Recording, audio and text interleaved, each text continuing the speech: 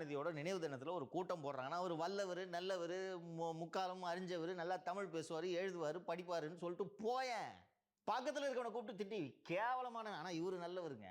இப்படி உன்னை யார் இப்போ பேச சொன்னது? திருமாவளவன் அவர்கள் ஒன்றை மனதில் வைத்துக்கொள்ள வேண்டும். நாளை பின்ன அதிமுக கூட்டணிக்கு போக வேண்டிய தேவை அவருக்கு வராதா? அதிமுக தொண்டை எம்ஜிஆர் ஜெயலலிதா இப்படி இழிவாக பேசுறது ஏற்றுப்பானா? இன்னொன்று, அதற்கான தேவை இன்றி என்ன? தனபாலை சபாநாயகர் ஆக்கியது திமுக கட்சி. ஒரு நாள் இதை செய்யுமா? செய்வீர்களா? உங்களால் செய்ய முடியுமா?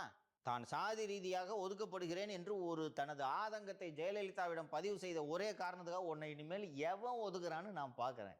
மாண்புமிகு பேரவைத் தலைவர் அவர்களேன்னு தான் மட்டும்தான் உங்களை கூப்பிடணும். அந்த சாப்பாடு வச்சதுக்கு சாப்பிடல சொல்லிட்டு தானே சார் இருந்தது. ஒரு நிகழ்ச்சி நடத்துகிற வீட்டில் வந்துட்டு சாப்பிடாம போயிடுறாங்க, இதை மருத்துவத்தோடு அம்மா சாப்பிடலாமா அப்படின்ட்டு பதிவு செய்கிறார், அவ்வளோதான்.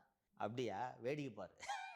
தலித் எழில்மலை என்ற ஒரு தலித் சமூகத்தை சேர்ந்த ஒரு அரசியல் தலைவரை பொது தொகுதியில் நிறுத்தி வெற்றி பெற செய்தவர் செல்வி ஜெயலலிதா.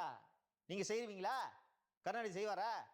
ஒரு தலித் தலைவராக இருந்து கொண்டு திருமாவளவன் இப்படியெல்லாம் பேசலாமா? இதற்கான தேவை இங்கிருந்து எழுந்தது. 69% இட